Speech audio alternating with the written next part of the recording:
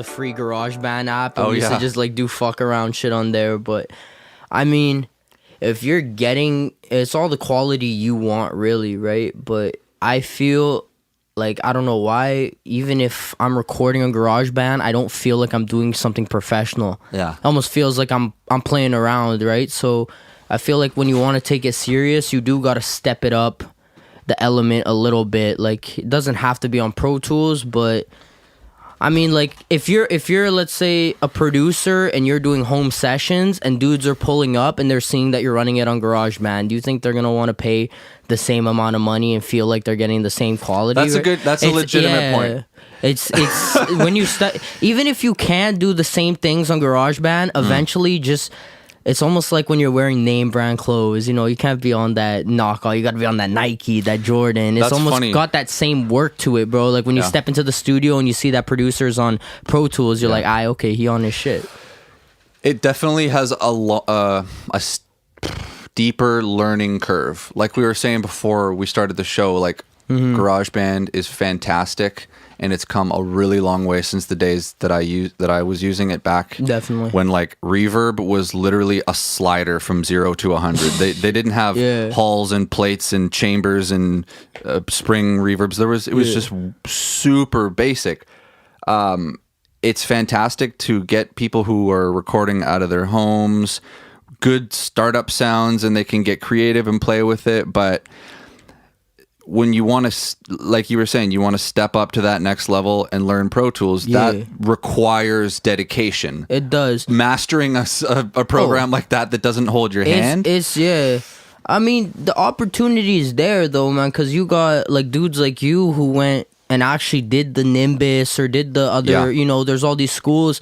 But now dudes are, you know, like my dog, my producer there, he's teaching Pro Tools now, you know, because when you, back in the day, apparently, what he was telling me is you actually got the degree and a certificate to teach it. I don't know if they still give that.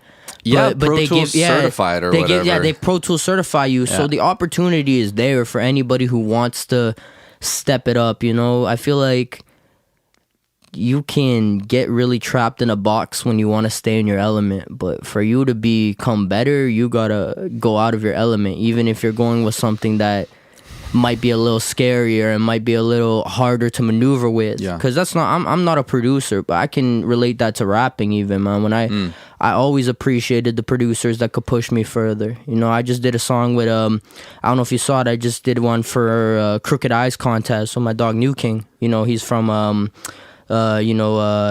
he's Shinigami Films, the guy who shoots my videos, you know, like they have their label, Foreign Familiar with Too Tall. Right. We just did this contest and I recorded with their engineer, and I really respected the way he wasn't just telling me what I wanted to hear, like, oh, that was good. He was really pushing me to do something different. I love working with people that can see my talent, but can see how much better I can be. Because sometimes we get too in our element and it gets too predictable, man. You gotta be willing to step it up sometimes, man. So whether you're a rapper and it's coming up with new flows and new this, or whether it's producer and learning a whole new system because you know how much better that's gonna make you.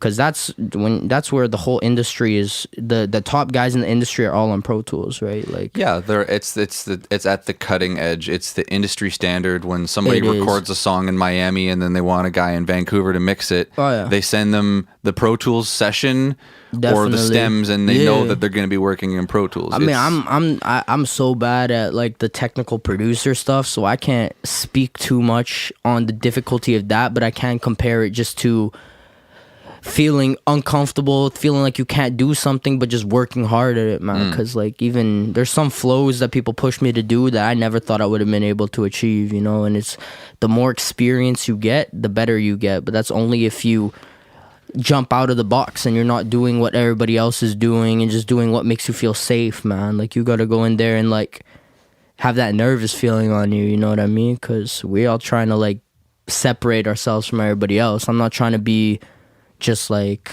I'm not trying to get too off topic from the Pro Tools talk. No, I'm just comparing it to me. Like, it's good. I don't want to be I don't want to be like every other rapper, you know. I don't want to be doing safe flows. I record pretty fast, but that doesn't mean that it's not trial and error, man. It just means that when I mess up, I go back quick, because a lot of people be doing really simple flows that are just easy for them, man. Like you've seen me in the studio, bro. I could be losing my breath up in there, man. Like I'm really always going hard to make myself better and to make the music better, because in the end, like, beyond whether I blow up, beyond the money, beyond girls, beyond that, I just want the respect from it. Sure. That's what really keeps me going, man. Like, I just had a dude from Oakland, California hit me up. Shout out him, man. He hit me up for a feature, and it's not even like he's a huge artist, but that meant the world to me, because that's somebody from another city hitting me up for a verse, which means that they don't know a thing about me, and my name is not around their city. They're hitting me up strictly off the strength of what my catalog shows them. Yeah. So, like, that shit motivates me more than everything else, man, because this whole kind of game is surrounded by a lot of bullshit, a lot of fake streams, a lot of fake people, a lot of kissing ass and talking shit. So I don't like to focus too much on that. When my time comes, it comes. I just try to give the most respect I can, because that's just who I am, and I work hard. Like, my goal is every time I'm in the studio with somebody, they could go down. Like, that kid works hard. Every time you play my music, you're like, whether it's my shit, because sometimes it won't be, man. So, like, my album has a lot of songs that might not be for everybody's style, but, like, they're gonna listen to it and they're gonna be like, damn, that kid goes hard. That kid, like, he works. Like, he did not half-ass that song. He did not just pull that out of his ass and record in 10 minutes. Like, he really, like, put thought and he really put work into making that song right. And that's kind of my goal, because everything else that's in God's hands. I can't really control it. I mean, I'm trying to improve my marketing. Yeah. I am gonna try to learn a bit better about how to market myself, because that is an important goal, and I am trying to be successful. But, you know, when you're saying really blow up, you can plan for that all you want, but you can't guarantee it, because this is about who's gonna play. You can't guarantee it. You could go hard. It feels a little bit like a lottery ticket sometimes. It is, right? It really is, man. So why make that your main goal? Yeah. I mean, it is the main goal, but why make that? I'm sorry. Let me rephrase myself. Why make that your only goal? So you're gonna tell me that if you hit 35 years old and you haven't blown up, will all of this have been for nothing? I don't want it to be like that. You know, I want it to be like, enjoy the journey and see my progression through my abilities. And then I use my music as my form of expression too. So, like, it's helping me even in my life outside of music, because making music clears my head. You know, when I'm feeling arrogant, and I shouldn't be feeling arrogant, I might write a little bit of that cocky shit down, and then it's gonna mellow me out, and it's gonna bring me back to earth. You know, when I'm feeling depressed, I'm gonna let that shit out, and when I put it in the song, when I think about it later, I just put out so much emotion making that song that now I'm normal. Now I can think more clearly. You know what I mean? Yeah. Like, it's a workout, like a mental workout. It's a mental workout, and you don't even realize how much you're battling your own thoughts while you're doing that. Now, when you get to the studio, it's like you're bringing that battle up again, and then when you're listening to the song, you've conquered it. It's yours, regardless. You just took emotion and you made that into something that somebody else is going to listen to, and that's what they're going to feel more than... That's why it's super important for you to really be yourself, because, bro, people are going to spot that quick when you're not being yourself, because they're going to feel it. They can feel it. Yeah, I was just going to say that. Yeah. They can sense it, and I'm so glad that you feel that way about recording is a way of, like, capturing emotions and keeping them forever. Like, you've bottled it. We put those demons in a cage, and now it's in a song. It's behind bars, right? Yeah, bro. We just put together that 18-song album, bro. Yeah. Like, you gonna listen to that? That's a piece of my life right there. For sure. You know, we got some party shit, man. That really captured some really, because I've had a lot of different emotions in life, man. I've had times of triumphs and times of losses, so I don't really try to give off one thing. Like, my range goes all over the place, because that's just who I am as a person, really. And I like to capture my life and put it in this shit. So when you really listen back and you think about it, you just got a piece of my life through that project. And, you know, I used to talk to my big homie, and he used to tell me, man, like, man, like, the thing is, man, you need to be pushing a message. What are you trying to say? And of course, it's good to have messages in some songs, but what I had to explain to him too is, I express through music. So not every song is gonna be that thought out. Some songs are just me having fun. Yeah. Some songs are just me expressing. Some songs are just me testing out what I could do to a beat. So one day when I'm older, maybe I'm gonna be like, you know, turn into that conscious rapper, go a Kendrick Lamar route. Like, what am I trying to say? But right now, man, I'm just being me on the mic, man. Like, I don't even know what I'm gonna talk about when I get on that beat, man. But it's gonna be raw and it's gonna be me. You know, I always kind of felt like outcasted in a sense, man. Cause like let me express. Let's see how I'd say that, man. I redid a grade, and I have a lot of ADHD, which when I was my personality is very expressive and is very unique. So at a young age, people saw that I was special. But as you get into your teens and you go to high school, people see it less. Like teachers, for example, I didn't get good grades in elementary, but I was a valedictorian and I won the Rick Hansen Award. A lot of people don't know that. I got to high school and I was kind of just treated like a dummy. I always felt too dumb to be around the smart kids, man. So I gravitated and chilled around a lot of people that was doing the wrong things but accepted me. But I didn't feel like I could really relate because I had more heart than them in a sense. I can't be the guy that sits around gossiping about people.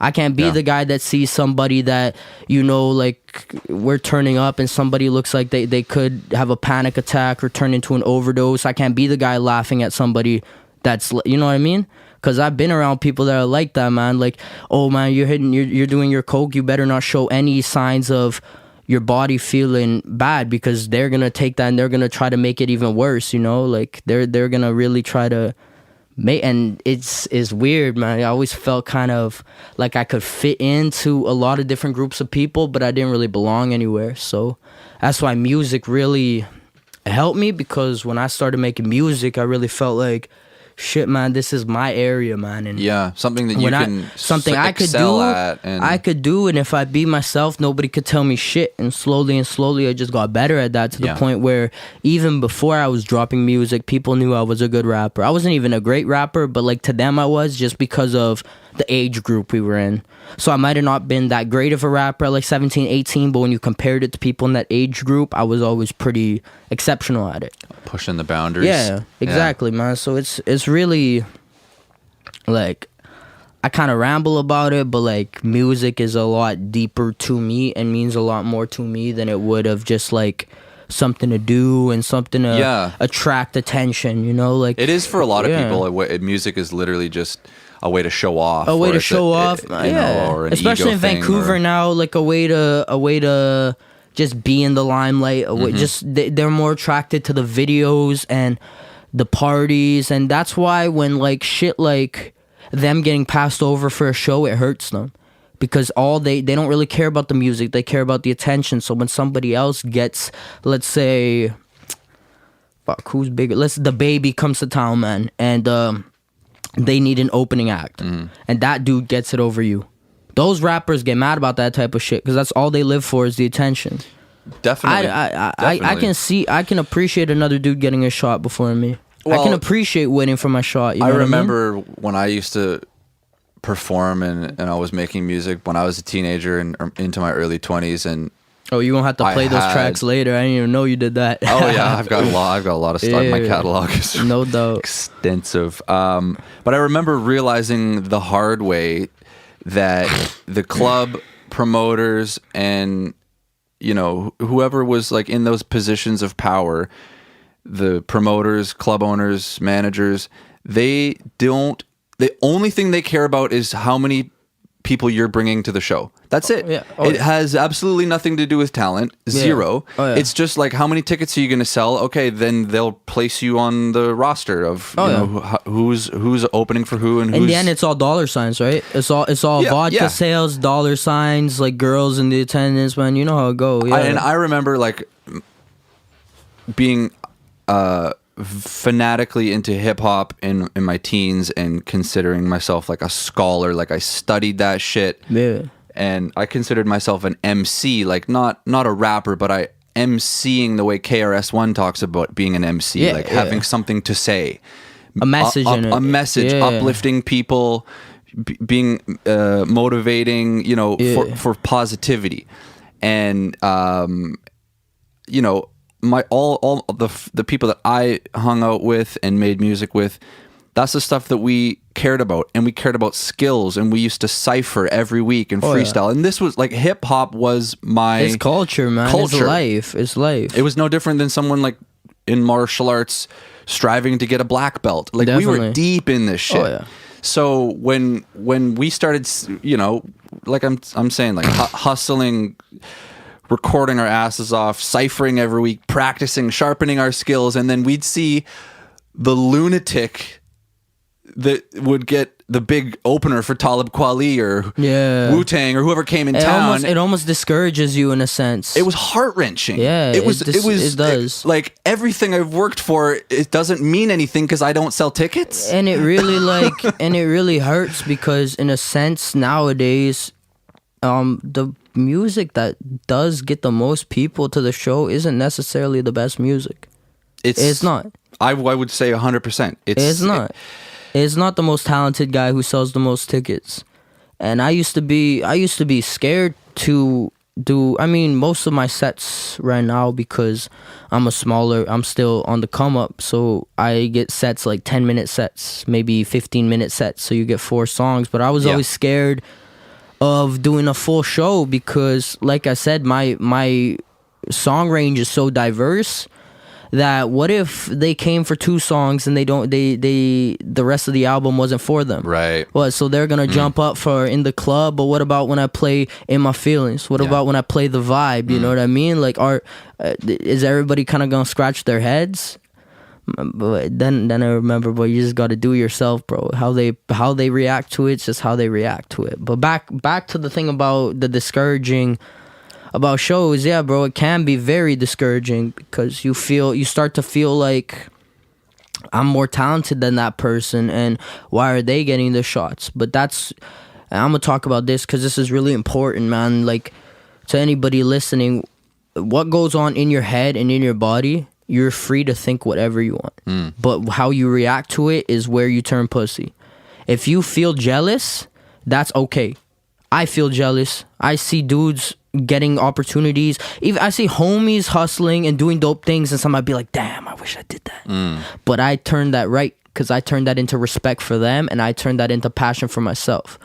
If you're gonna take that jealous, regardless of who it is, regardless of if it's the cockiest bastard in the city that just got a show slot that you didn't, if you turn that jealousy into hate, into talking behind somebody's back, into throwing negativity on somebody's movement, no, that's pussy. That's not right. Like, because regardless of if you think you're more talented or you worked harder, they still got the slot. They got something you didn't. Yeah. So just use that as motivation. Stay positive, and you don't gotta like them, but give them the props. I like that. Give them the props. Yeah. Because I do feel we're human. We do feel jealousy, but I've never once in my life acted on jealousy in a negative way to throw negativity. And there's a lot of guys I do. There's a lot of guys that be in a circle and dudes get to talking, and I could really rip these dudes to shreds with a few words, man. Like, I could really, like, expose some of these dudes just because of their personality traits and just the type of people they are. They don't carry themselves like men at times. But, like, I really, like, think about myself, and I need to view myself in the right way. If I start gossiping about another dude, and if I start talking like I deserve that more than he does, and that should be me more than him, then I'm not going to be able to respect myself. So I just kind of, hey, man, he got it. Give him the props. Let's get to work, man. Like, yeah, I think that's really wise, man, because like you said, we are human beings. We're allowed to have feelings. Like, we're not gonna, if you shut yourself off to say, I'm never gonna feel jealous again, well, that's just not realistic. However, we do have the ability of whatever you want to call it, free will, and we can, in that moment, you choose what you do with it. Choose the path. You choose what you do I feel with this way. I can act this way about it. I can act this way about it. I can act this way about it. And that is your choice at the end of the day. It is how we act on it. And that's amazing. Just like, what you turn it into. Are you going to turn it into negativity, or are you going to turn it into motivation?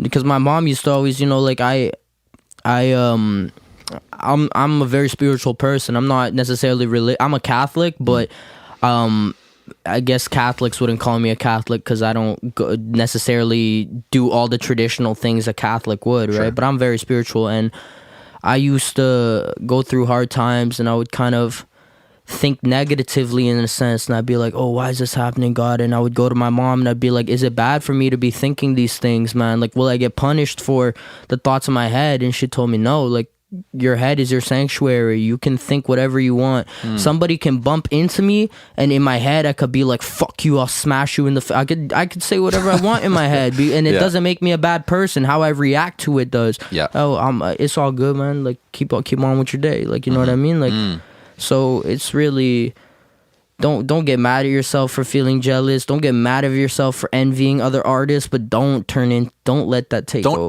Don't act upon that, man. Just keep, in a negative way. Keep working, because if it's meant to be, your time will come, man. Like, it's a lot of these rappers and artists and singers, they're not willing to accept how long this road could take. They're not willing to. Sure. They're not willing to accept that. They gotta go to sleep on the notion that I'm gonna go viral. You know how rare it is to go viral? It seems like it happens a lot, because every other day we get a blue face or whoever one that has like kind of a one hit that just goes off.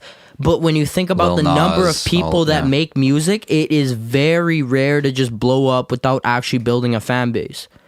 And a lot of these people aren't really like accepting to the fact that I could be 26 years old. I'm 22 right now. I could be 27 years old and I could still be kind of fighting for that spot. I can accept that, because I can respect the journey. A lot of these guys can't. Sometimes it takes a while. I mean, look at Macklemore. He was like in his 30s when Thrift Shop came out, right? Yeah. He just grinded all those years and was patient, and then finally he had his moment, right? No doubt. My uncle was he's a DJ, and he used to do b-boy dancing. He used to go down to Seattle and rip, like, they would like chop it up and rip ciphers. Really? Yeah, man. Like, nice. He introduced me a lot to hip hop, and he knows a lot of these cats coming up now. Like, he knows a few of them, and it's still crazy. Even I've been meeting people who know a few of these guys, and these guys, like, they're dudes that have been doing it for a while, and shout out to them. It didn't happen quick. You know, Mercules is already like in his late 20s, and he got it quicker than most of these guys did. Like, he's got to be. There's a few dudes that are really. I think Junk is pretty dope. I'm pretty sure that guy's been doing it for a long time. You know, there's guys like Snack, Mad Child, like a lot of. I'm talking like local BC guys that they probably had their more profitable best years later, and as opposed to early. Maybe not Mad Child, because he was in a group, right? Members thing. Yeah, he was in that Swollen. Yeah, so Swollen Members thing. What am I saying? When I was your age or younger, they were the biggest group. I didn't even know about like that they were that big until I saw one of his things more recently, and I really saw like that really they were popping. I'm telling you, man. When I was 16, 17, Swollen Members was one of the biggest hip hop acts in the world. They were going crazy, like apparently. Canada for sure. I mean, it was them and Cardinal Official, you know, definitely. And then Chaos came around, and then we had Drake like 7 years later. But that back then, I mean, for sure, man, they put Canada on the map as far as hip hop. Definitely, and they were from Vancouver. It was, but it was great. Like, yeah, it could take a while. Like, it's no guarantee that this is gonna be quick. So, to whoever wants to do this shit, don't go in with the notion that it's gonna be quick. Like, it took me even a while, because I don't look at where I can be. I look at where I'm at versus where I was. A year ago, I didn't have a project. I'm just having my second album come out right now, and before COVID, I was consistently getting shows. You know, like I was consistently getting booked, and a year ago I wasn't. A year ago I was DMing a lot of promoters, and like you said, I didn't have a very big catalog, nor did I have proof that I could sell tickets. So I wasn't getting shows. Shout out to anybody who's ever booked with me. Shout out to Baby Fresh, his whole team, man. They were the first ones that actually like put me on to a show and consistently gave me spots at all their shows. That's awesome. And just in general, like, never really made it like, oh, you gotta sell this many tickets and to keep your spot. They always just kind of gave it to me off the hustle. You know what I mean? Like, and I did 1 or 2 shows with Nasty North too. Shout out to them. You know, just a few like local promoter stuff. Right now, I was trying to get step it up. I was trying to find ways to perform at a few different nightclubs, but then, you know, whatever happens. Yeah, we don't know when we're gonna be able to get back on that, but you know, it's, you gotta stay on your grind, man, because one thing I don't, when the shit goes back to normal, I don't want to be behind everybody trying to catch up. So I'm grinding with precaution. You can see I brought my gloves and my mask regardless of what they say. I got into the habit of that because I went back to, I was staying at my house. I had my sister in the living room, and it was just getting crazy being home for such a long period of time, just stuck at home. Sure. And we were getting mad at each other for no reason, so we went to go stay at my dad's house. Yeah. Because it was more of us there, so it would go less crazy, right? It'd be kind of like a family reunion sense. I got my little sister there, my big sister's there, my stepmother, and for their sake, I've been pretty precautionary in the sense. I've been wearing because I've been recording. I'm working on another album now. I don't know exactly what I'm gonna title it. It's gonna be 13 something because that's my favorite number. Okay. I don't know exactly where I'm gonna go with it, but I've been wearing my masks, my gloves, just because for their sake, because I'm staying with them. I would feel guilty if I got anybody sick. You know, I don't think COVID is anything for us to cry and hide under our pillows about, but it's nothing to take lightly either. Because if it doesn't affect you, it might affect somebody you love around you a lot, right? Yeah. So that's a legit really, point. If we all do our part, we're gonna be okay. You know, like, I know a lot of people are frustrated waiting for things to go back to normal. Instead of waiting for things to go back to normal, just be really in the now. Be really just, what can I do now to be happy? You know, my mom talked me through that stage. I was going through a little stage of anger and panic because I was just, I worked so fucking hard to be in this position where I finally have the resources to make things happen, and then this kind of roadblocked it. So I was kind of like, fuck, I grinded all 2019 with no support, you know, posting a song on SoundCloud that got less than 50 views type shit, man. And now that I'm finally getting shit going, man, this album's gonna come out. I could use this album to book me shows. Yep. And then this happened, so I was kind of, I was mad about it. I'm not gonna lie, I was a little upset because I was so excited for this summer, man. But yeah, of course, and really, there was so much momentum leading up to this. Definitely, you know, and then definitely they shut down some pretty big festivals too, right? Yeah, I felt the same way too. Like this, you know, the studio was better than ever, and I remember like in, I can't remember, this was January, February, but we came and recorded here. Yeah, it was fucked. The studio was so packed. Yeah, we had. Remember they had the all three rooms are booked at the same time. They had like the fucking elevator for that movie scene down there too. Yeah. Like, fuck, like it was booming, man. Like this shit was crazy. No, things were going great. Booked steadily, making money, buying new equipment, you know. And I was like, oh, leveling, this is great. Up, leveling up. And then all of a sudden, nope. I mean, it's blessed that like we as an artist, I'll say I appreciate you guys even allowing artists to still kind of do their thing in a healthy manner, because I would have been very upset if we weren't able to finish that album because of COVID. I mean, we're not breaking any rules, and even no, it's you guys have been doing it very since I came here. Like everything, you know, it's never too packed. It's like only us here, and everything's pretty sanitary too. Like, and we respect any studio that even allows us to do that, man, because like I said, like music's a form of expression for me. If I had no resources to do this, I don't know what I would be doing. You know, at the beginning, you know, Denton and I were talking about it, kind of getting a little worried because, you know, technically this isn't an essential service. Definitely. The way like a grocery store is. Definitely. But and you probably didn't know the volume of artists that would be trying to record too, right? No. Like, yeah. But it's different. Like hair and nail salons are not essential, but music is more powerful than a hair or nail salon. Like this is a therapy. This is literally an outlet for some people. This is between like depressed for a month or not, and like, you know, it's living, feeling alive. Like this is so important. And being an artist my whole life, I know that deep down. I know what it's like for everybody. So I wanted to do my best to, you know, stay professional, be safe, but also still provided a service, because I think this is essential. I'm sorry, it is. Like fucking. I mean, they gotta think like. I can guarantee you're the same way. I wake up and sleep thinking about this shit. Yeah, I lose sleep thinking about this. Trust me, man. I stay up to 4 a.m. writing this shit. You know, ripping through beat packs. You know, like just plotting what's gonna be on the album. Yeah. How long should it be? Who are my features gonna be? You know, talking video ideas with whoever I got. You know, Shinny or whoever's gonna film my shit, man. Yeah. Like. Talking to dudes that I have tracks. I got a video shoot for Massacre coming up with my homie Samson. Joe Levy's on that, you know, Baby Fresh beat. You know, chatting up with them. What are we gonna do for that video? You know, shout out Sadat. We got Sadat on that one. You know, like we breathe this shit. It's not like it's not a hobby, man. Like every day is and I didn't understand that.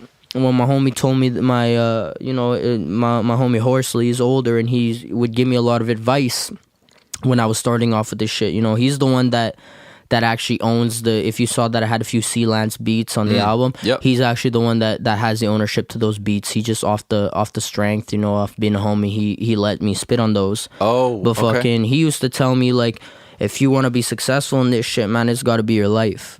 Like, and I was kind of, I was doing a lot of bullshit at the time, and I just wasn't taking care of myself mentally. So even though I was thinking about music all the time, my mind was just not in the place that it was like every second. Yeah. But now I can say it like almost every second of every day.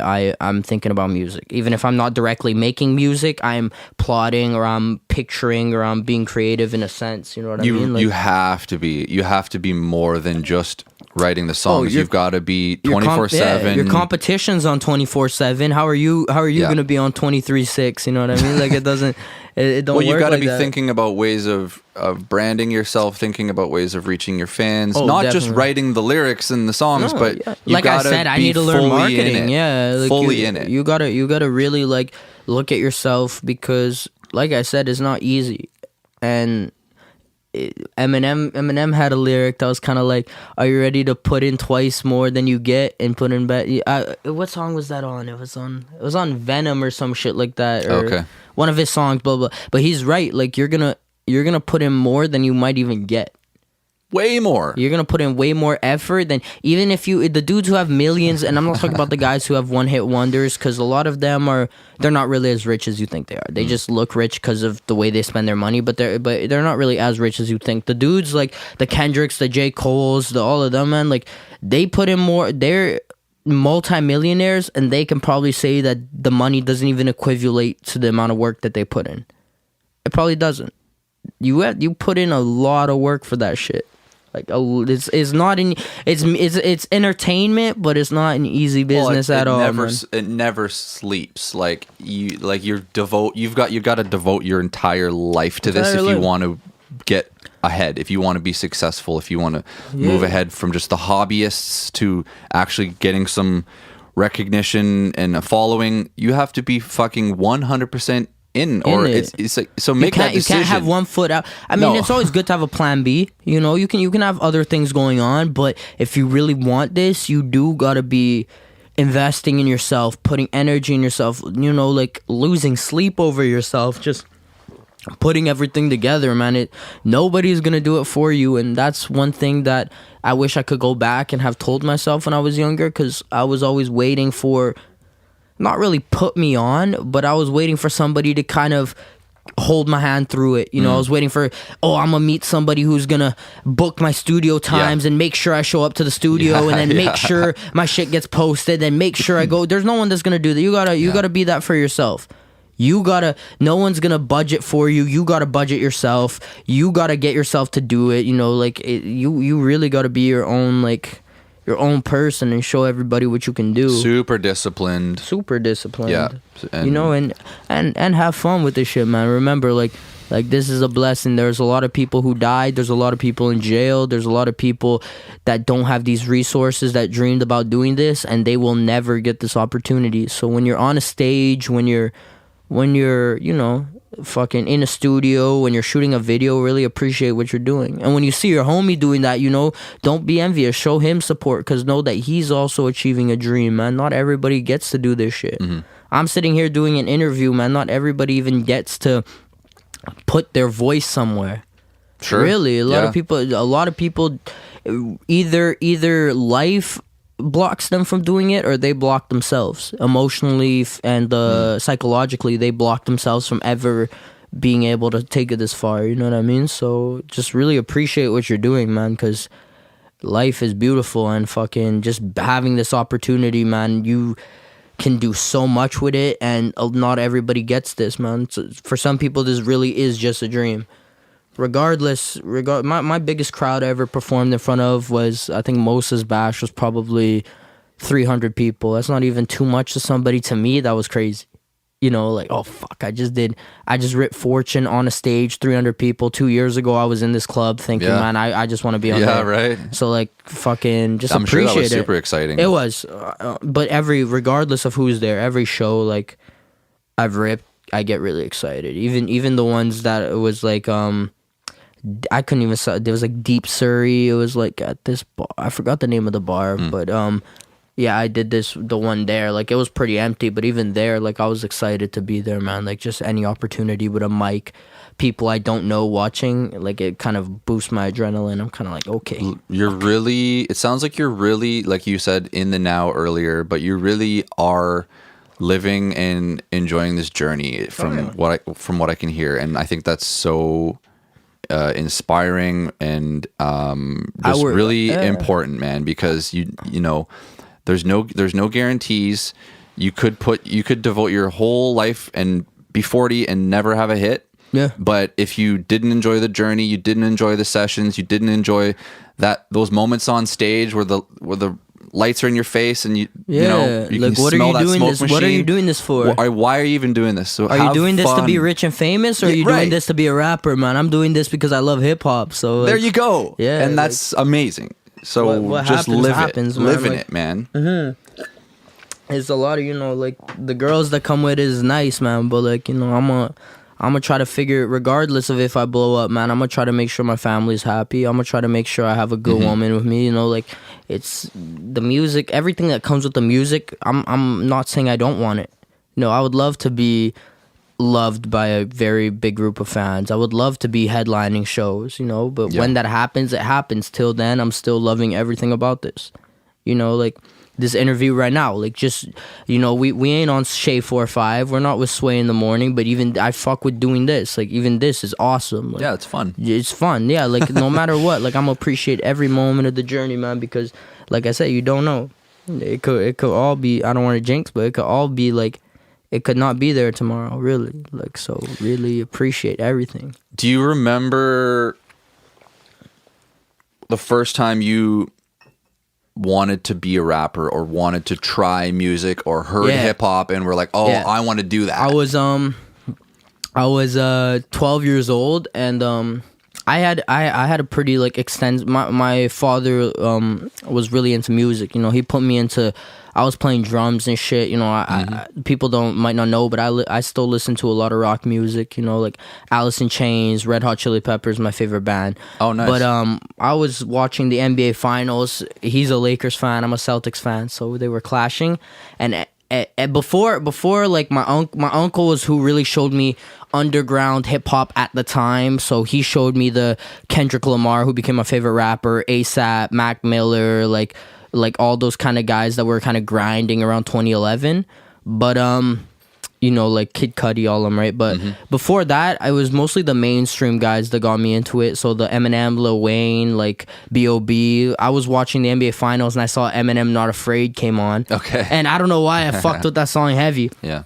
So fucking, I went on YouTube and I didn't know, I was dumb and I didn't know you could Google lyrics. So I put a lyric video and I paused it and wrote it down. So it took me like an hour to do that shit. Fucking to get all the lyrics of that song so I can rap it back. And then after that, like, my stepdad gave me a little like MP3 file with all Eminem songs, and that was kind of the first rapper that got me, into hip hop was the old Slim Shady shit. Like, that's a good and first then impression. 8 Mile, like all that shit, and that really got me into it. And then B.O.B. was dope. Lil Wayne was one of my first people that got me into it, and I just dove deeper into it around 2012. So when I was that was 2010. So when I was 12, but 2012 when I was 14 was where I got like in love with hip hop. I found out about Hopsin that year. There was a lot of dudes I found out about that year, and I just always kept rapping, and I would get very discouraged because I wasn't very good at it at first, and I would write at the dentist or whatever, and then I got home and I'd crumple it up and throw it out. I'd be like, that was garbage. And then like I just kept at it till when I was like 15, 16. I was like, oh man, like this shit's kind of tight. So I started being more vocal with it. Yeah. And then I was kind of known for rapping, even though I wasn't really posting any songs or rapping. I was known as a rapper, kind of just freestyling, and because I was pretty good at it at the time. And then I kind of went through some shit trying to figure myself out. I wasn't really treating myself the best way I should have, conducting myself the best way I should have, treating my family the way I should have. But I started recording as a way to kind of escape that, and I would record, I'd say around 2017 I started recording, but I didn't drop my first song until February of 2019. So I got a whole email of like 40 buried tracks that will never see the light of day.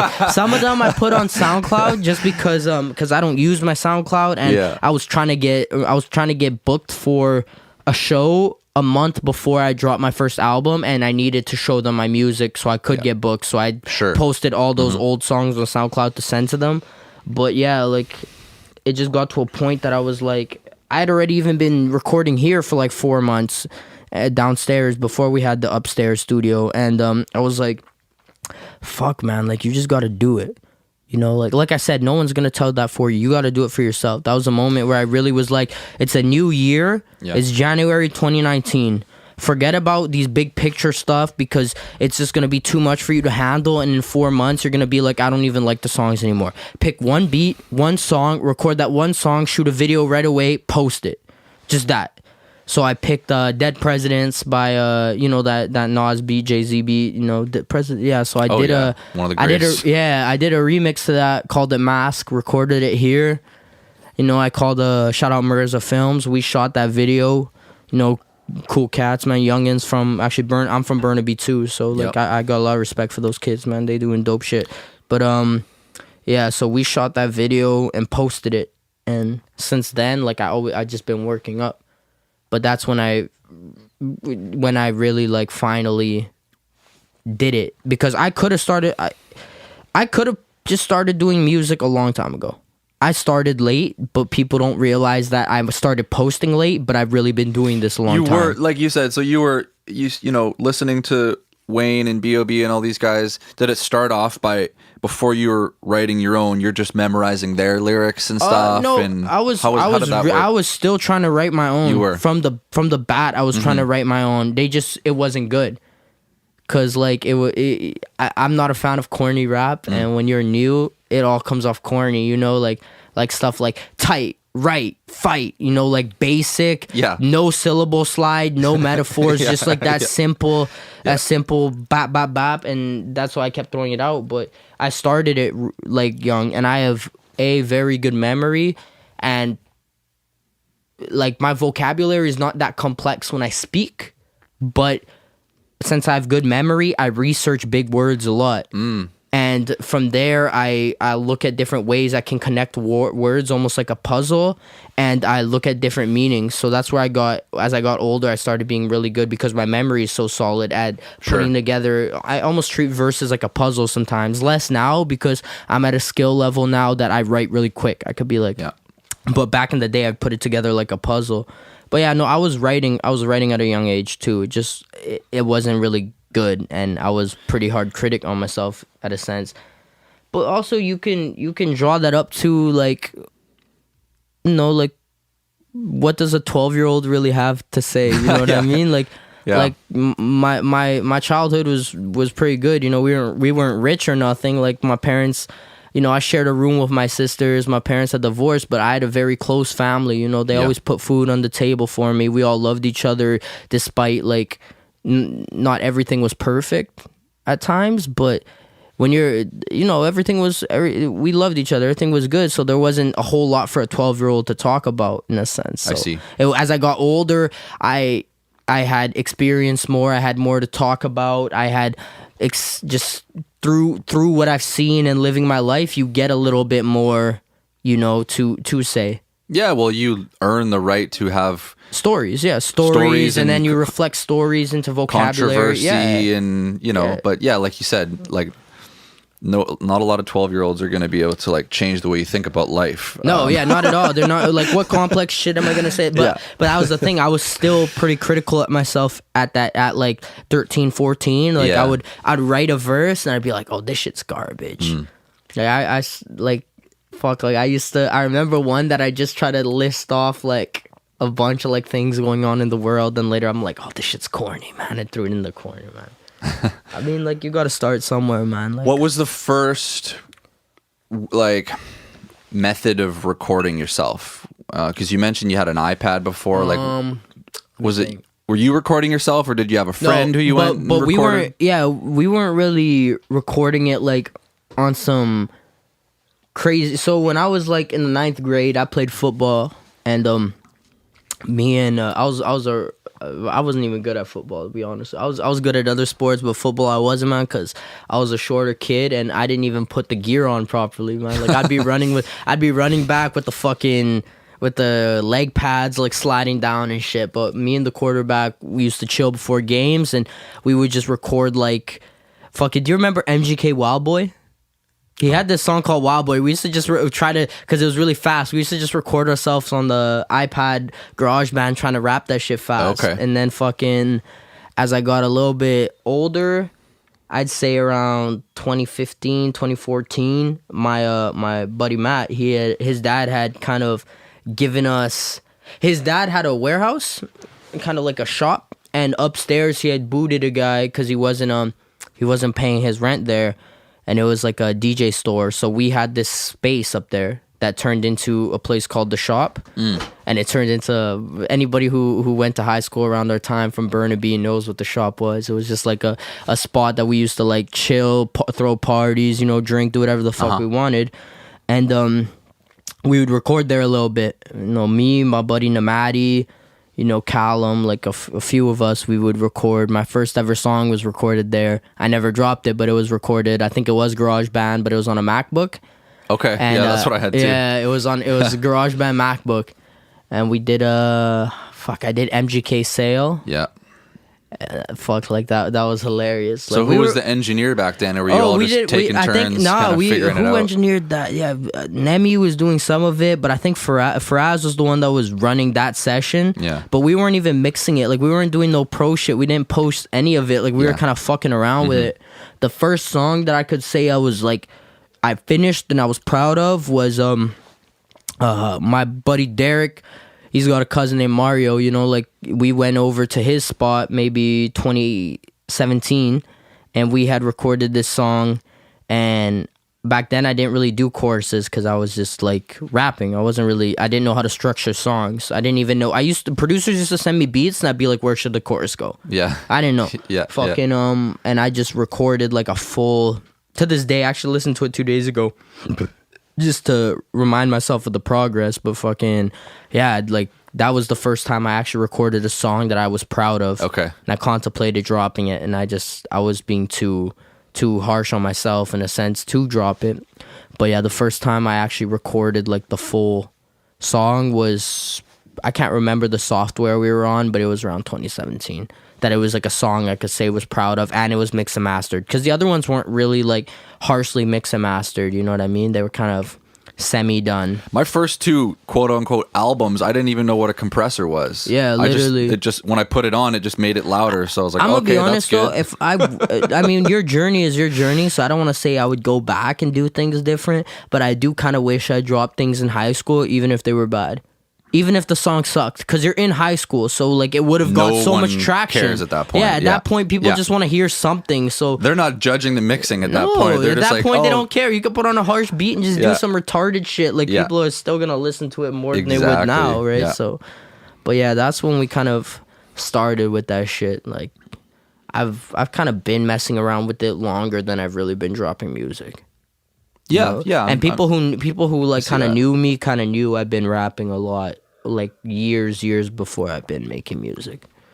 Like it's kind of, I've always kind of been like this, you know. Like, and I'm competitive in a sense as a rapper, you know. When I see somebody show me up, I go hard. Like I go try to fucking come back with a harder verse. Like I was always pretty competitive with this shit.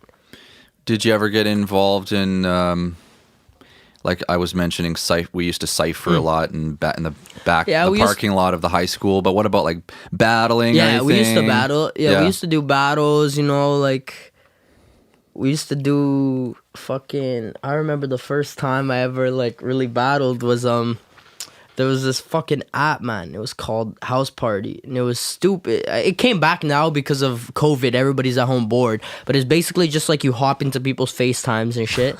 And like I walk into home ec, and I didn't even realize how many people were watching this shit. But one guy is like freestyling, and I walk into the room, and he sees me because he's freestyling, freestyling on the thing with my buddy, and he sees me in the background, and he like says a diss about me. So I grabbed the phone and I like spat about him.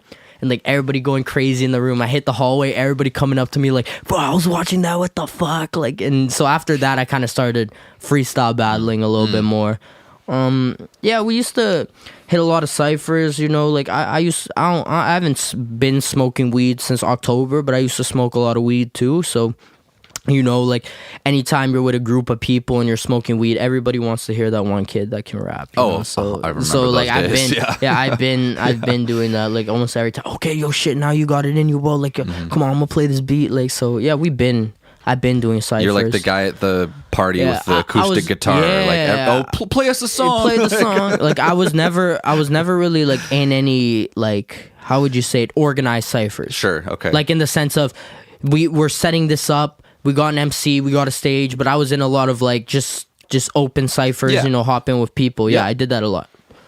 Like a lot. Good for you, really good for you. Oh yeah, and it gets the nerves out of the way because you're gonna need that when you step up to the plate. You need to know how to perform in front of people. You need to know how to improvise. You know, and what are you? And you need to know like even how do you say this? Perform in front of a crowd that might not be into some stuff. You know, like when you're on stage and you're rapping your song, are you going to get discouraged if the crowd isn't as loud as you expected? You know, if there's some people kind of looking to the corner, you know, you gotta know how to kick it up a notch and get their attention, and still just finish your set regardless for the people paying attention, man. You can't get discouraged by that type of shit.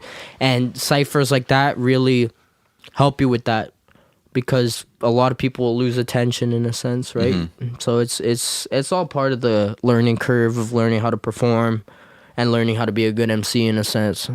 I think that's it's for me really refreshing talking to you about this and hearing your journey, your relationship with hip hop and coming up with that, and you know, really being like a student of the game, if you will, really. Like, because I feel like so far a lot of the music right now that's popular is not, I wouldn't say it's like it's a new thing. It started from hip hop, but this whole trap movement, melodic, singy, wavy stuff it's like, you know, an offshoot of hip hop. I think some of it's good. I think some of them are pretty good, and I know a few dudes that are pretty good at it. But that's if you take it seriously.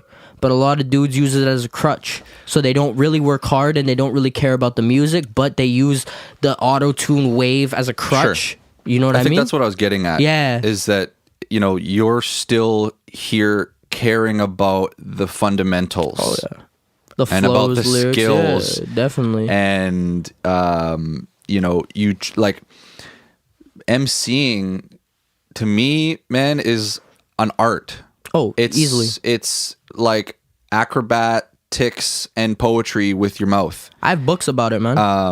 I got like books that teach you that give you tips on that shit, man. Like my homie passed me some. Like it's not something we take lightly. Like it is an art. 100%. There's so many tips 100% to doing this shit right. So like, you know, it's human nature to dismiss things that we don't understand, I think. Definitely. A lot of people will just dismiss, and they'll just put everything where someone's speaking quickly in this box, and they'll just call it rap, and they'll say, I don't like rap. Yeah. Or people that don't understand martial arts, they'll just think that it's like two sweaty dudes punching each other in the face, but they've never studied jujitsu and all these other art forms. I got a very big background in MMA, actually. Oh, amazing. Yeah. But what I'm saying is, like, these are on the surface, people from the outside just look at them and are quick to dismiss them, but there is such a depth and a complexity to the art form of MCing and hip hop culture, and it's like, for me, it's been really great working with you because I'm feeling nostalgic. I'm hearing someone actually rapping their ass off, and I don't hear that a lot anymore. And when a dude pulls up to the studio and you're like, oh yo, maybe he's gonna say something dope today. My producer told me that he's like, bro, little bro, I'm gonna tell you something, man. I've been like recording some ass people lately. You know, like some people who, and I don't want to disrespect, but some people who don't really like do shit. They just kind of come and do what everybody else is doing. I love that shit you just did, man. That was refreshing. Like that type of shit. You know what I mean? When it's exciting for a producer too, and I could tell that when I bring something dope, people like you and people like the other dudes I've worked with, like they get more excited about it in a sense. Like they don't just sit there. And then it works for me too, because like I said, I like that about a producer. I don't like producers who just say whatever to get through the dollars, to get through the day. You know what I mean? I like dudes who actually take pride in my work. You know, they want to make this song the best it could be. And yeah, it's not just some. A lot of that's on my plate. I have to come up with something that's thoughtful and dope enough to get them excited for it. Sure. It's all like a team effort. Well, it feels genuine when I'm giving feedback when I fuck with the music. Yeah, definitely. It's hard. I have to go out of my way to not just say some, really basic, generic shit when I'm working with people that have no talent, and there's a lot of them. Let me tell you. Yeah. But when it's somebody that takes pride in this. Yeah, definitely. People like Juju, people like you, people that are, people like my man Porter, people that are like going really care, they really hustle, and they treat this like this is a business. This isn't just a hobby. What like else they're trying to excel at. What else I don't really like is you do gotta be strong on your own senses. You know, if you really like something, regardless what they say, put it in the song. But I don't like people who can't take criticism and who can't take advice, in a sense. Like a dude who's working with a producer, and the producer might give suggestions, and he might just think, oh, I know way more than you, I'm not even gonna listen to you. Like, I'm not like that. So when I ask a producer's opinion, I generally be honest with it, you know? Like, if we need to change something up, we'll change it up. If I really like the way I'm doing this, regardless of what you say, I might still do it, but I'm gonna generally listen to what you're saying, because I know your knowledge could be very good, and it could really help my song in general. You know, like a lot of dudes, like they don't want to hear it. They might ask for advice, but they don't really want to. That's what I learned. I learned that about a lot of people. Well, people go fishing for compliments a lot. Just analyzing. You know, I had this homie, and he would always ask me about things, and when I would give him feedback, he would have answers to everything. Oh, blah blah blah blah blah blah. Well, no, and then I'd be like, oh, well, like really? defensive. Yeah. So, do you really want help, or do you just want to get reassured that everything's okay? Well, that's if you want somebody that's gonna lie to you, don't come to me. Don't ask me. Don't ask me. I'm not gonna lie to you, man. Like, we don't need none of that, man. You're asking for feedback, hoping that you're gonna get the answer you want to hear. And if you don't want to hear that, then don't ask me. I've had producers tell me that the shit that I just laid down wasn't solid. You know, do it again. It could get frustrating, but I take their advice. You know, I've had them be like, you've even told me that when we were recording before, cut out that word. You know, it's the syllables are clashing in a sense. You got to make that little part shorter. I go and cut out the word. Like, I take that advice because I know that it's going to help me. I don't try to pretend I know somebody more than somebody else, you know. I don't walk in a Subway and tell them how to make the sandwich. You know, I let them do their thing, man. Like, I can respect somebody's knowledge, and I'm here to learn too. A lot of people aren't here to learn. A lot of people here are just to be reassured how great they are, and they're hard-headed. But then again, if you do really like something that you just did and you got your whole heart's intent to do that, you know, like, do it. Regardless of what they say, you know, if they say, I don't like that bar, I don't like the way you rap that, you know, you could still, they don't control you. That's not what I'm trying to say. Yeah. But at the same time, do take in what they say, because, you know, like, everybody around you has different experiences and they're good at different things. Yep. So you could learn a lot from other people. I'm not afraid to learn from other people. There's a lot of value in collaboration, and asking and putting yourself out there. But at the end, like you just said, you can decide if you want to take that criticism or that piece of advice or not. It's up to you. But there's no harm in asking or saying, "Hey, what do you think of this? Should we try it a different way? What do you think of this? Should I get rid of this?" That's all great. Like, nobody ever did everything on their own. Music is all collaboration. Forget about hip hop for a sec, because hip hop, in a sense, like, I guess hip hop, because there's a lot, like, we take a lot of pride in writing our own shit. So forget about hip hop. Let's talk disco or, you know, half that shit wasn't even written by the singer.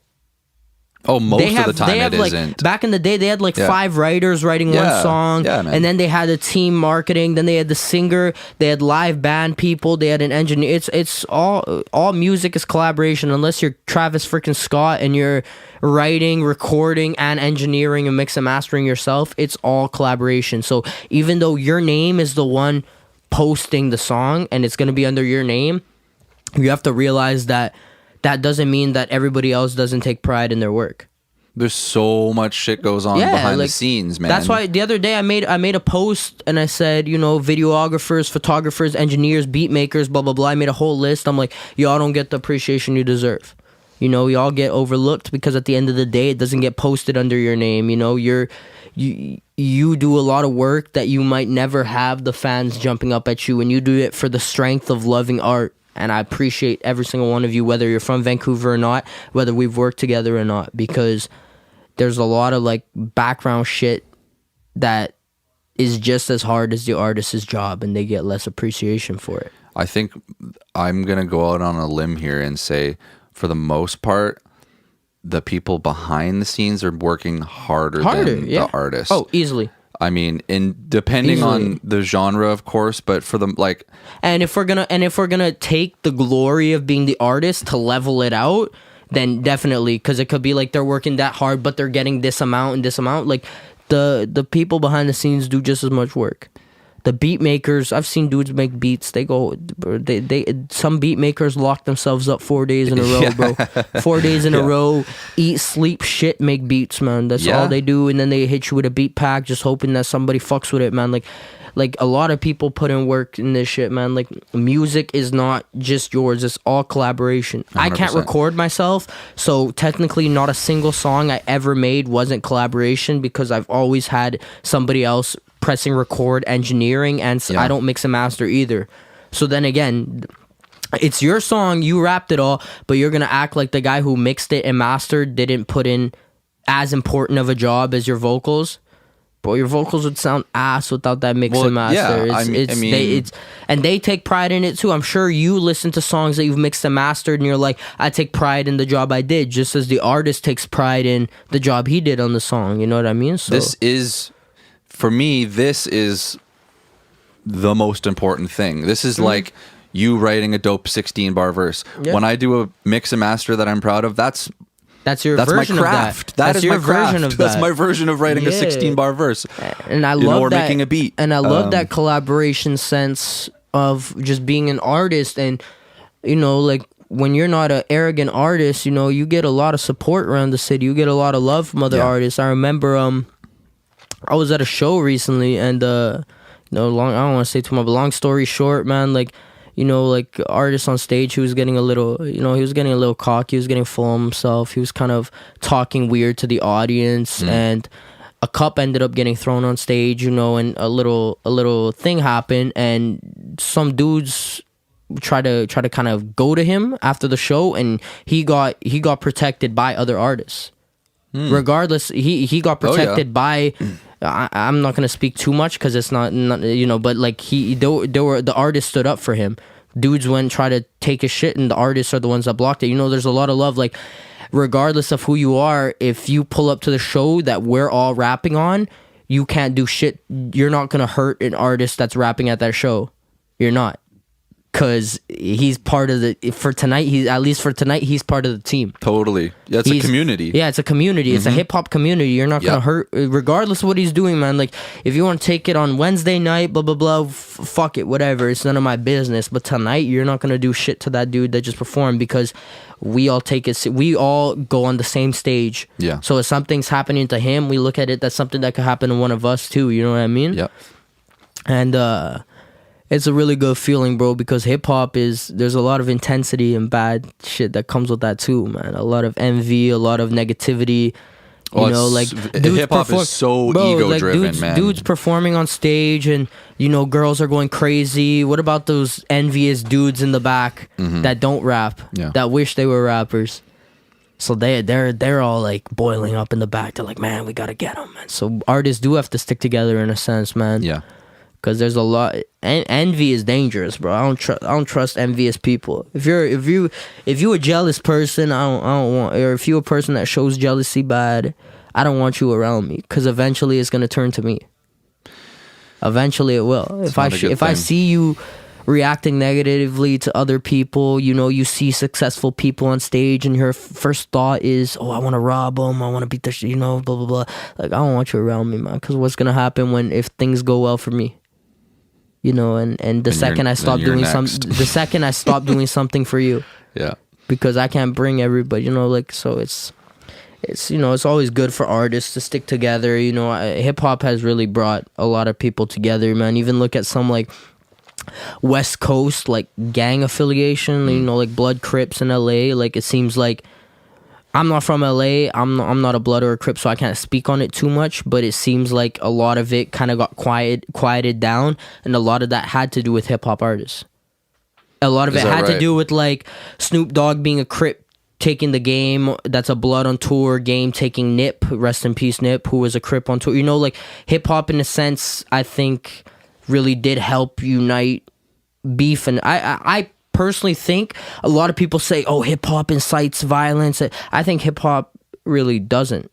I think hip-hop does more to stop violence than it does to incite violence. That's what, in the beginning, when it started in the Bronx, that was the goal of hip-hop. It was supposed to be like a barbecue, get-together, breakdance, get away to take people out of the gangs. I mean, like, that's what it started as. It does in a sense. You know, it does sell a gang warfare, but so does fucking video games, so does mafia movies, so does Menace to Society, so does Paid in Full. Well, people are going to be influenced regardless. Yeah, they're going to be influenced regardless. You know, you got a kid that dresses like shit and feels shit about himself, and he sees the dudes that are doing well or the ones hustling, like, that's what he's going to do regardless of the music. Yeah. But I think music does more to stop violence, because kids can listen to these musics, and they can kind of live through the music. So, if I did this in the music, I don't have to do it in real life. You know what I mean? If I listen to a song that it's like he's shooting up the house, and the song, and I can play that song, and the kids start beating their pillow and they get all their aggression out, I might not need to do that in real life, because if they didn't have the music, they're gonna feel the need to do that in real life.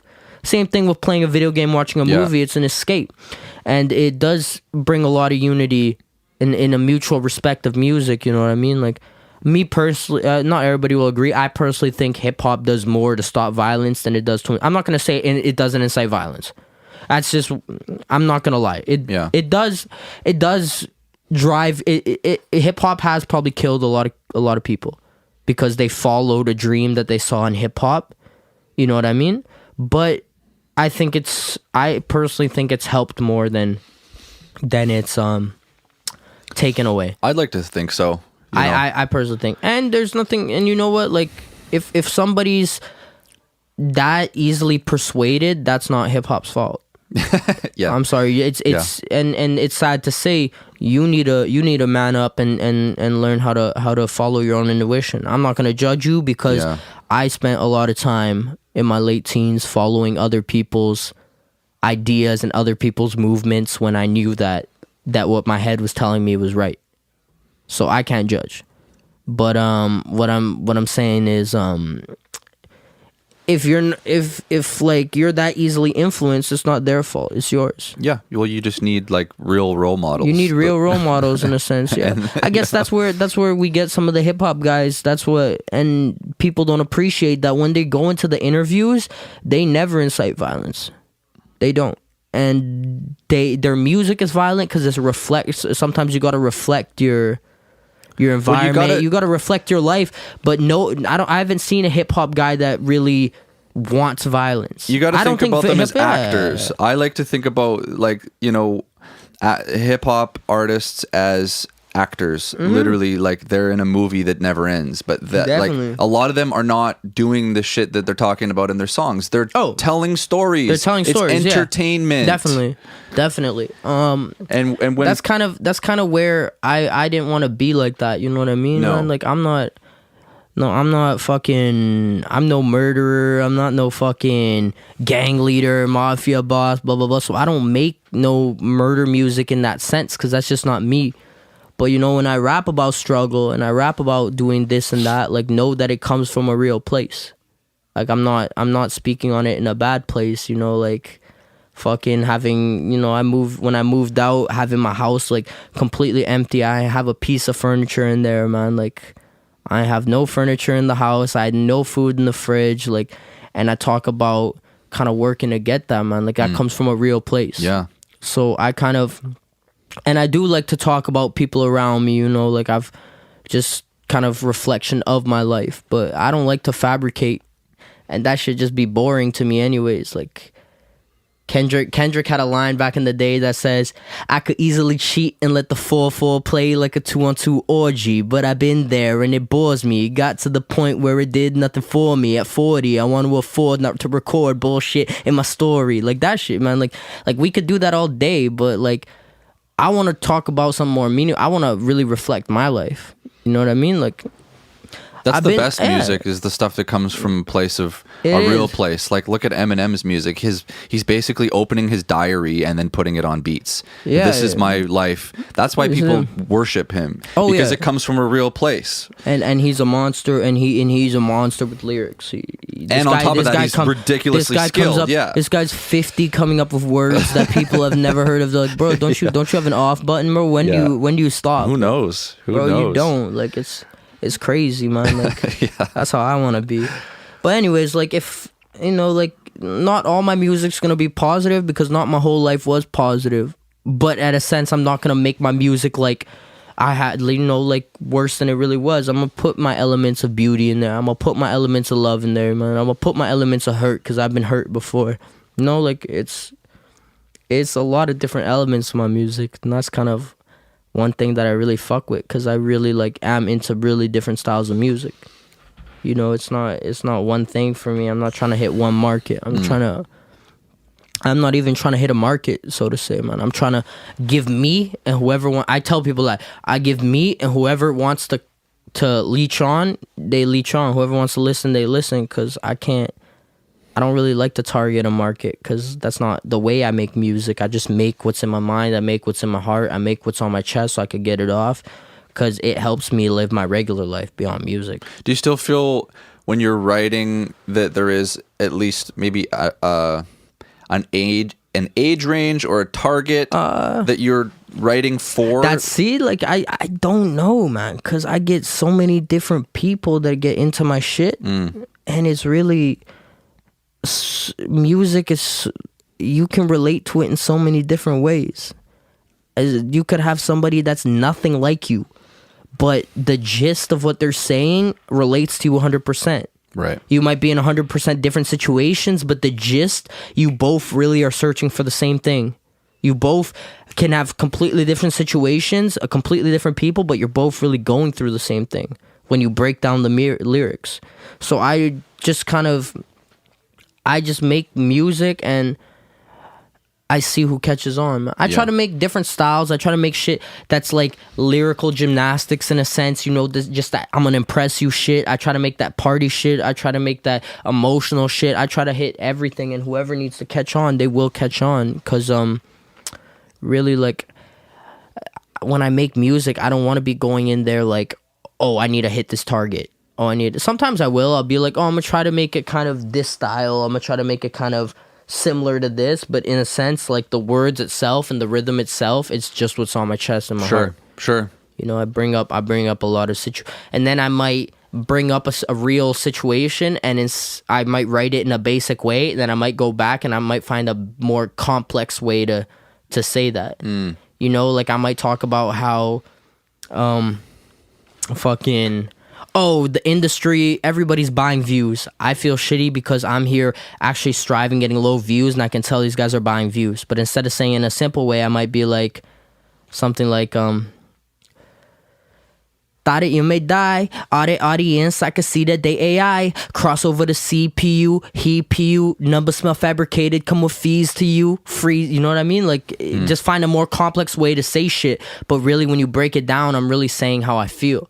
I'm really talking about moments and thoughts in my mind and just emotions in general, and that's the shit I like. And expressing it in a really interesting way. Interesting way, yeah. Because I like I said, I don't like corny shit, bro. I like complex. I like well thought, and I like it to be musical too. Like I'm into rap. I don't want it to sound like I'm just autobiography talking. Like I need it to be a rap. So like I go back and I throw it out. You know, like fucking.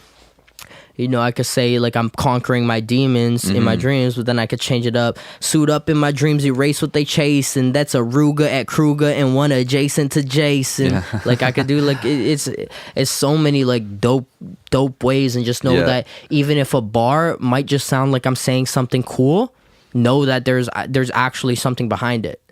I just said it in a cool way, but I'm not just saying random cool words. Like, there's something behind it, you know, like...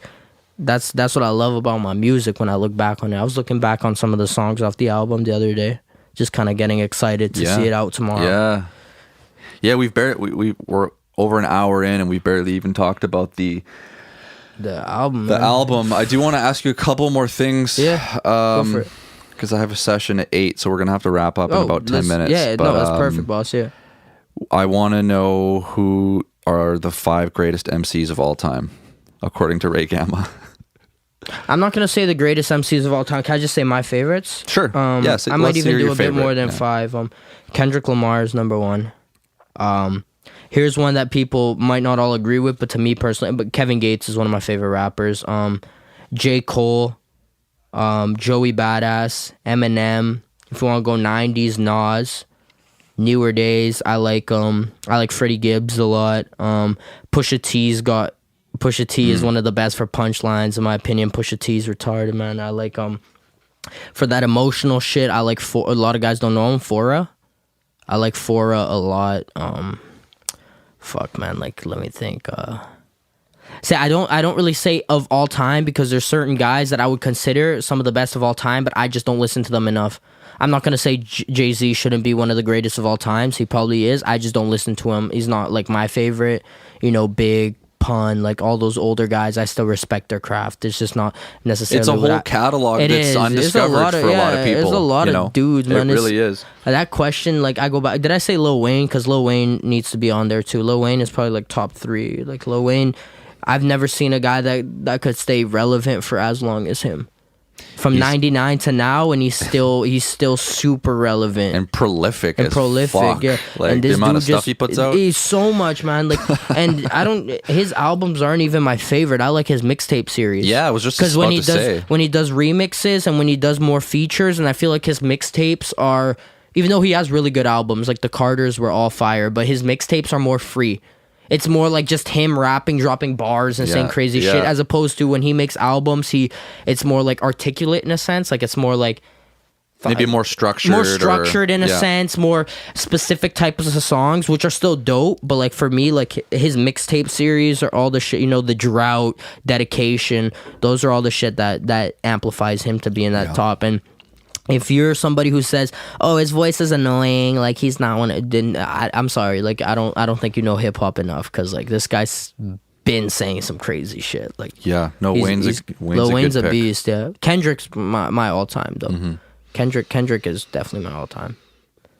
Like that dude. It's a good roster. Oh, very good, man. Like I really good stuff. Yeah, no doubt. Because I've asked that question a handful of times, and sometimes I get answers where it's like it's people I've never heard of. That's what I say. Like I don't know who should. I can't say who should be the best of all time. I could tell you my favorites. Yeah, and maybe it's more of a these are my favorite, as opposed to like I've been following, or I'm speaking for the other people, like they've been following this long enough to maybe even be qualified to answer that question. I don't know, because like I said, there's a catalog of stuff that I haven't even got deep enough into, like the like for me it was 90s stuff, that's what I grew up on, but then you've got like all the 80s stuff, and like even went like way back in the late 70s, man. So it's like the beginning, there are a few guys that are still grinding now that I think have potential to be really great. I don't know if you know JID has a lot of potential. YBN Corday, I didn't expect much from him, but the more I listen to YBN Corday, he's got a lot of potential. This guy from California named Boogie, not a Boogie with a hoodie, he's dope too, but his name's Boogie. He's got a lot of freaking potential. Denzel Curry's got a lot of potential. Those are Saba, got a lot of potential. Those are dudes that I could see in like 5 years, they could be on somebody's like top 5, top 10. You know what I mean? Yeah, like those guys. I mean, Kendrick's come quite a long way in his short career to be on people's Mount Rushmore. Easily. Yeah, there's always going to be standouts in each generation, right? No doubt. I mean, like hip hop's looking nice right now. I'm not gonna lie. Hip hop's looking nice right now. I'm liking it. Like, I'd say there's a lot of cats that could really do something different, and the beats are at an all-time high. I say the beats are probably more fire than they've ever been. One thing I'm glad you brought that up, because one thing that I'm really glad to see finally is the producers, and when I say producers in hip hop world, that's the guy who made the beat. The beat, yeah. Because a producer in rock is a totally different. You're talking about engineer versus producer, right? Yeah. So like when you say the producer in the rock world, that's a whole different thing. Yeah. Producer in hip hop, meaning the guy who made the beat, getting credited on the name of the song now, on the back of this album. I mean, because for years that never happened. Period. What was the dude who does? He's sick. 21 Savage's beats, Metro Boomin, right? Like dudes like that. Like they now. And this actually probably does more successful than the rapper albums.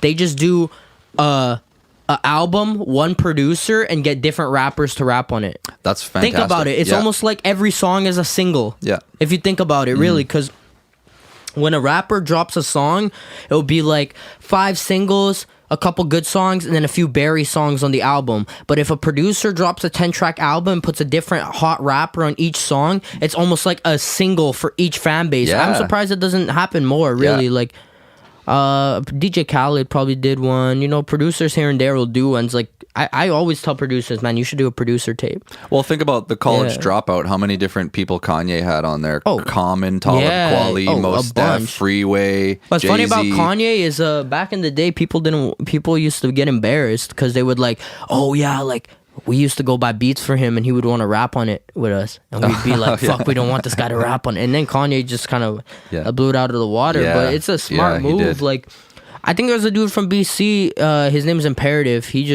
did a Junk was on that one. There's a few dudes on it. He's a pretty dope ass producer. He did an album that was his and just a bunch of other rappers. I think more producers should do that. It's a very good way for you to get exposure, for you to have your own album under your producer name and just have it featuring different rappers.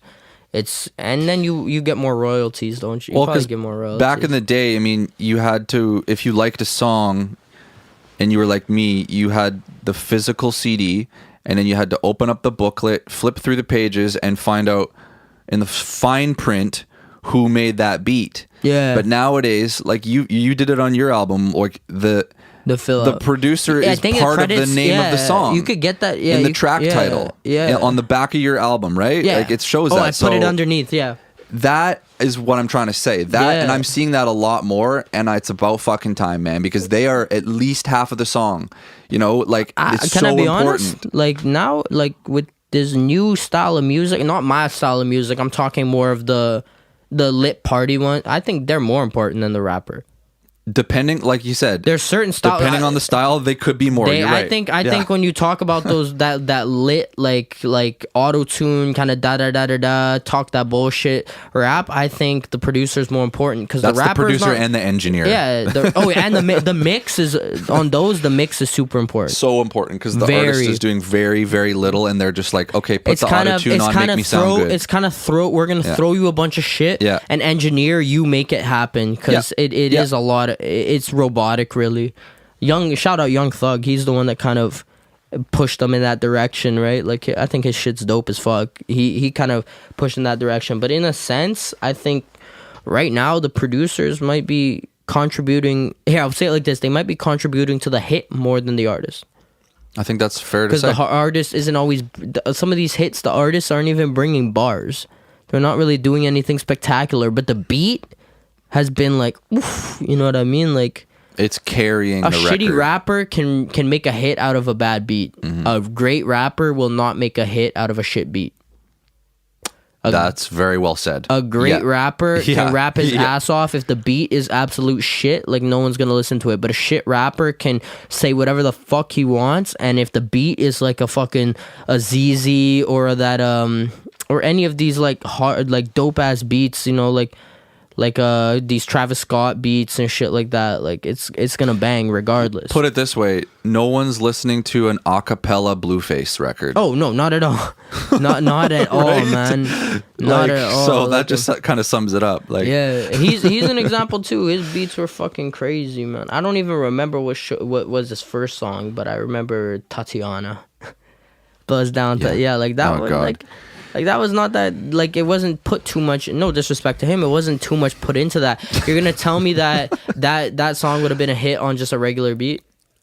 No, it wouldn't. Like it's the beats are really where it's at right now. Like these producers are at all time, and it's funny because I'm always like, oh, eventually they're gonna run out of hot beats, and they always figure out something else, bro, because you're always sampling and changing things up. It never ends, bro. But I think about that with rap too. I'm like, bro, eventually there's gonna be no more metaphors to do. Everyone's gonna have said everything. Sometimes I'll finish a song and I'll be like, fuck Gama, man, fuck, you should have started this earlier, bro. Now you have nothing left to say. You said everything. And then I hear a new rapper, I'm like, bro, I've never thought about that. Let me get back to this. But let me your step life my is game just up. gonna continue evolving, and you're gonna find different ways to do things. You're gonna get married. You're gonna have children. You're gonna have falling out with a business, and you're gonna have things to talk about. Like there's gonna be struggle. And that's what I'm saying. The more you live, the more you have to say. If you're doing the style of music I'm accustomed to doing. Yeah. Because not everybody's on that style of music. A lot of them are really gonna go the next 10 years saying the same shit. And that's okay. If that's you, if that's what you're into, man, like as long as you being positive and you're feeding your family, do whatever you want, right? But like for me, like I know as long as I keep living who I am, like I'm always have something to say. That's beautiful, man. Yeah. I'm sorry. I'm just getting a text from my 8 o'clock. Do your thing, boss. Do your thing. Okay, so let's we're gonna wrap this up. Let's just let everybody know, like, by the time this episode comes out, the new album will be out. Yeah. So let's just, what do you want to say about that? Yeah, we'll get on that to wrap this up and to bring us home. Talk about the new project that we've both been busting our ass working on. I've been busting my ass on Pain and Purpose. Me and Max been grinding on that. Shout out Baby Fresh. You know I've been grinding on that with them. I got some really good beats on that shit. I got some features. You know, Lube. We mixed her here. She got a great voice. I love that one. Yeah, that song's awesome. You know, I got Finesse on there again. That's the homie. I got Caddy and I got fucking Baby Fresh, you know, from the team, man. I had to show them love for the fucking support they give me. And that album is really that's just me, man. But, you know, go give that shit a listen. I guarantee you, I put so many different vibes. Something is going to suit you. You know, I guarantee you, not every song might suit you, but one or two songs are definitely gonna be for you because I just put so much different shit into there. Yeah, man. And you know, like I just want to say I'm already working on the next one. So you know, get into that because you know you're gonna be you're gonna listen to that. You're gonna want more, and the more is on the way. Cause I don't stop doing this shit, man. Like I'm a few songs deep into the next project already. I got another session on May 20th, followed by another session on May 21st. You know, so like I'm already like in kick drive for the summer. I want to drop another project this summer. Amazing. The momentum is strong then. Yes, man, and we all gonna enjoy the mixes, man, because Max put work into that shit too. I remember everybody was tripping over the Rap Game chorus mix. Oh, really? Everybody liked it, yeah. Oh, they're like, oh shit, the auto-tune was like, that auto-tune you put on that was fucking solid, bro. Like, yeah, it's like, yeah, bro. That song was pretty, I really like that song. Yeah, well, it was one of the singles, right? Yeah, it was one of the dope ones. It's a good one. No doubt.